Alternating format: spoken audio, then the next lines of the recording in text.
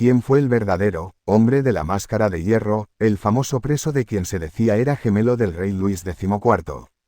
Llámame maldito. El hombre, cuya voz casi fue ahogada por la tormenta, estaba vestido completamente de negro, una especie de fantasma, con la cabeza cubierta con un caso negro y una máscara negra, algo terrible de contemplar.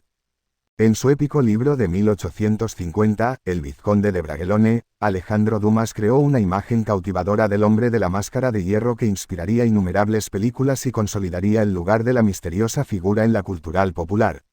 Dumas se inspiraría en una leyenda que había surgido casi 2 siglos antes. Contaba la historia de un misterioso prisionero que había sido arrestado y encarcelado en secreto en Francia. Había pasado décadas en varias mazmorras oscuras y húmedas, terminando en la Bastilla. Estrechamente vigilado, lo mantuvieron en soledad, donde nadie pudiera escuchar lo que pudiese tener que decir, y no se le permitió siquiera pronunciar su nombre. Estaba custodiado por un carcelero al que se le ordenó matarlo si hablaba de cualquier otra cosa que no fueran sus necesidades.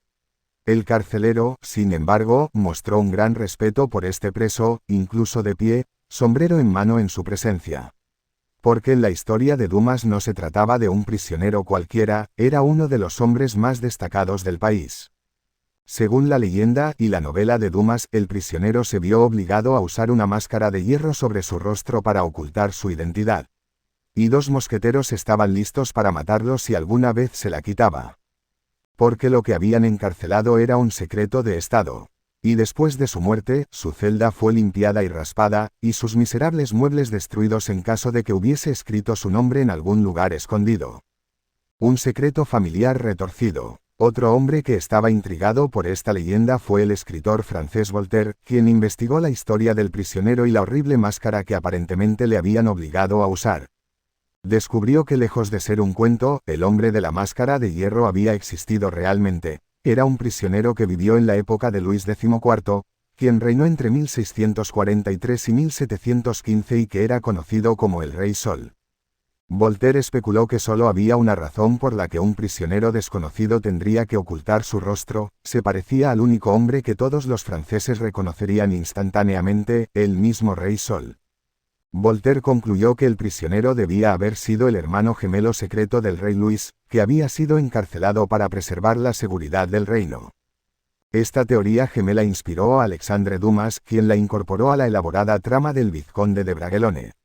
En gran parte como resultado de la historia de Dumas y las películas que generó más tarde, la leyenda del hombre de la máscara de hierro ha intrigado a la gente durante años. Sin embargo, la historia real es completamente diferente a la que escribió Dumas. Las cartas enviadas entre Luis XIV, el ministro de guerra francés Louvois, y un carcelero llamado Benigno de Saint-Mars apuntan a que el hombre de la máscara de hierro era probablemente un humilde prisionero llamado Eustache. Además, no llevaba una máscara de hierro de forma permanente. Este fue un invento de Voltaire, quien escribió que el prisionero usaba una máscara cuya barbilla tenía resortes de acero que le permitían comer mientras la usaba. Sin embargo, no existe una base histórica para esto. En realidad, Eustache solo fue obligado a usar una máscara hecha de terciopelo negro en los últimos años de su vida y solo cuando algún espectador podía verlo. La teoría de que el hombre de la máscara de hierro era Eustache fue presentada por primera vez por Jules Leir, un abogado francés convertido en historiador, en 1890. Esta fue rechazada por muchos historiadores porque se consideraba que Eustache no era lo suficientemente interesante o importante, por lo que la búsqueda continuó. Pero no hay ninguna razón real por la que un prisionero humilde no pueda haber sido el hombre de la máscara de hierro. La historia de Eustache comienza a finales de julio de 1669, cuando Luis XIV emitió una lettre de cachet, una orden de arresto para un hombre que debía ser capturado en cuanto lo vieran y llevado a la fortaleza Pignerol en los Alpes italianos. El tratamiento terrible, y a menudo extraño, que soportó mientras estaba encarcelado fue notablemente similar al de la narración ficticia de Dumas. Fue retenido en condiciones de máximo secreto, y su carcelero, Saint-Mars, aseguró que nadie podía verlo ni oírlo. Una vez al día, Saint-Mars dejaba caer un pequeño paquete de comida al suelo de su celda.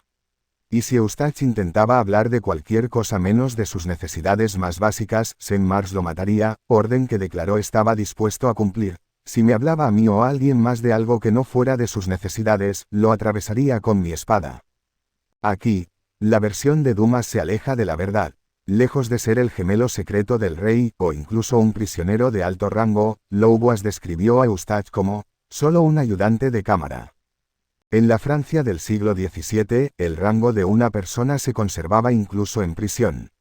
Como ayudante de cámara, Eustache era de un estatus humilde, y esto se reflejaba en los insignificantes artículos que se le proporcionaban. Le dieron ropa barata. Como había dicho Louvois, las prendas para este tipo de personas deberían durar 3 o 4 años. Por el contrario, el otro prisionero estatal de Saint-Mars, el aristocrático Nicolas Fouquet, el superintendente de finanzas caído en desgracia, recibía 9 trajes cada temporada. Mientras Eustache no tenía a nadie que lo cuidara ni le hiciera compañía, Fouquet disfrutó de los servicios del ayudante de cámara. La comida de Eustache era apenas suficiente para mantenerlo con vida, sin embargo, Fouquet comía de las mejores viandas que hubiera podido disfrutar de haber estado libre. Sin embargo, había un aspecto en el que los dos hombres eran iguales. Fouquet también estaba vigilado estrechamente y tenía prohibido comunicarse con el mundo exterior, al menos durante los primeros años de su encarcelamiento. Los dos hombres fueron arrojados juntos mientras estaban en prisión, y luego Eustache se vio obligado a servir como ayudante de cámara del superintendente deshonrado. Ser el ayudante de cámara de un prisionero era decididamente un trabajo indeseable. Los ayudantes debían alojarse con sus amos, permanecían en prisión y se les prohibía incluso visitar a sus familias mientras estuvieran en servicio. Se suponía que Fouquet tenía 2 ayudantes de cámara mientras estaba en prisión. Pero uno había muerto, por lo que solo un ayudante de cámara, llamado Larivière, estaba a su servicio. Después de no encontrar un reemplazo, Saint-Mars recordó que Eustache le había sido descrito como un ayudante de cámara y, con el permiso de Luis XIV y Louvois, lo colocó con éxito como segundo ayudante de cámara de Fouquet. Inicialmente se esperaba que trabajara para Fouquet solo cuando Larivière no pudiera cumplir con sus deberes. Finalmente, se convirtió en un elemento permanente. Incluso se le permitió acompañar a Fouquet cuando éste recibió permiso para caminar sobre las murallas de la ciudadela. Con el tiempo, a Fouquet se le permitió recibir a visitantes en la prisión, y Eustache se ocupó de sus necesidades como lo hizo con las de su anterior amo. Con tanta gente entrando y saliendo, la seguridad se convirtió en una preocupación. Pero Luis XIV y Louvois no lo estaban excesivamente. A Saint-Mars se le ordenó simplemente que arreglara con Fouquet, como estime oportuno, en cuanto a la seguridad de la persona llamada Eustache, recomendándoles sobre todo que se encargue de que no hable con nadie en privado. Fouquet tenía ahora la responsabilidad de custodiar a Eustache y asegurarse de que se desconociera el motivo de su encarcelamiento. Entonces, ¿cuál era el secreto de Eustache? Claramente, tuvo que ver con sus actividades antes de su arresto. La evidencia de esto se encuentra en una carta escrita por Louvois a Fouquet por orden del rey. Louvois preguntó al ex superintendente si Eustache había hablado frente a su otro ayudante de cámara sobre lo que había visto antes de su arresto. Luego tachó esa línea y la reemplazó por una que hablaba de cómo Eustache había sido empleado antes de su arresto. En la letra de cachet, Luis XIV simplemente había dicho que estaba insatisfecho con el comportamiento de este hombre. Sin embargo, el contexto en el que fue detenido Eustache podría dar la respuesta. En el verano de 1669 se estaban llevando a cabo negociaciones importantes y secretas entre el rey Carlos II de Inglaterra y Luis XIV. Estos se llevaban a cabo a través de la hermana de Carlos, Enriqueta, duquesa de Orleans, quien estaba casada con el hermano de Luis, Felipe de Francia.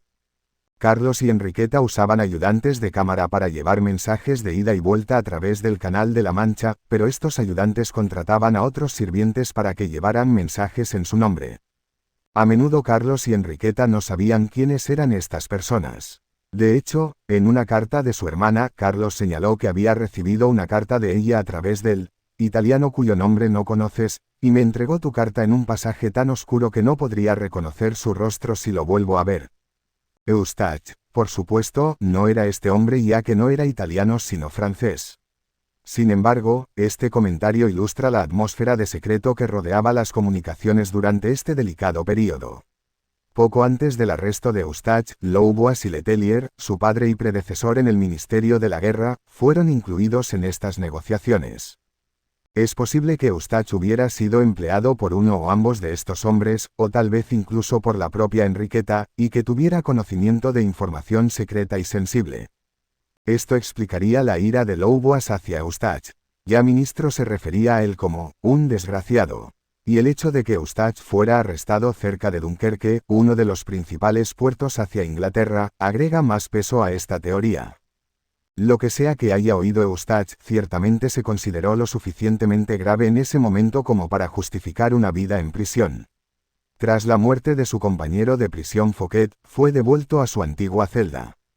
Debido a que se creía que el otro ayudante de cámara de Fouquet, Larivière, se había enterado del secreto de Eustache, y debido a que no había informado de una violación de seguridad que se había descubierto poco antes de la muerte de Fouquet, no fue destituido de su cargo y despedido como debería haber sido, sino en cambio fue encarcelado con Eustache. Los mantuvieron juntos en la antigua celda de Eustache hasta que pudieran ser trasladados a otra fortaleza, Exilles. Larivière murió allí 7 años después, dejando solo a Eustache. Cuando fueron encarcelados juntos, Eustache y Larivière perdieron sus nombres y sus identidades. Saint-Mars los llamó «los señores de la torre inferior», o sus dos mirlos.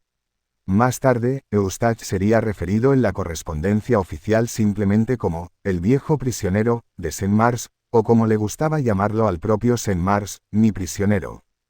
Cuando Louvois murió en 1691 y fue reemplazado en el Ministerio de Guerra por su hijo, el marqués de Barbecier, el nuevo secretario no sabía quién era Eustache ni por qué lo habían encarcelado.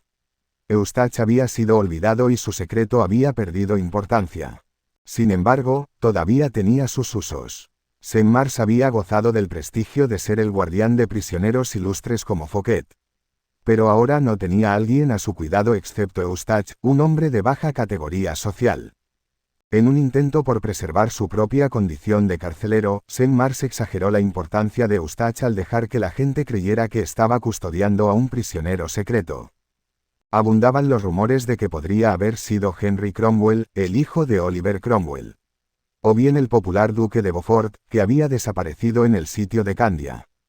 Tras su traslado a la isla de Santa Margarita, cerca de Cannes, Saint-Mars se llevó a Eustache con él, proporcionándole un elaborado modo de transporte, una silla envuelta en tela.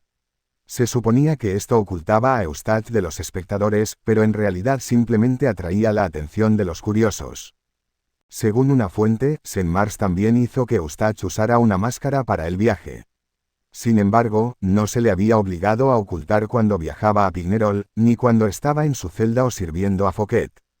Saint-Mars no había recibido ninguna orden de ocultar el rostro de Eustache. Era simplemente otro medio para avivar el misterio que rodeaba a Eustache y, por lo tanto, aumentar su propio prestigio. Finalmente, Saint-Mars se convirtió en gobernador de la Bastilla. Si bien Eustache inicialmente iba a quedarse atrás en la isla, Saint-Mars insistió en llevarlo a París. En este punto finaliza la comunicación oficial sobre Eustache, aunque se le menciona en los registros de un administrador de la Bastilla que constató que el preso llegó enmascarado. En la prisión, Eustache llevaba una máscara de terciopelo negro que cubría la parte superior de su rostro siempre que esperaba ser visto, como cuando iba a misa. 5 años después de llegar a la Bastilla, en 1703, Eustache murió estando todavía preso allí y fue enterrado en el cementerio parroquial de la prisión de Saint-Paul. Siglo. En muchos sentidos, el hombre de la máscara de hierro fue la invención de Saint-Mars, un carcelero ambicioso incapaz de dejar de lado el estatus de celebridad que le había otorgado la custodia de prisioneros ilustres. En realidad, Eustache no era el prisionero real de la leyenda. Saint-Mars había necesitado cubrir la cara de prisionero no para ocultar quién era, sino para ocultar quién no era. Voltaire tenía razón cuando, refiriéndose al encarcelamiento de Eustache, dijo que ningún hombre de importancia en Europa desaparecía.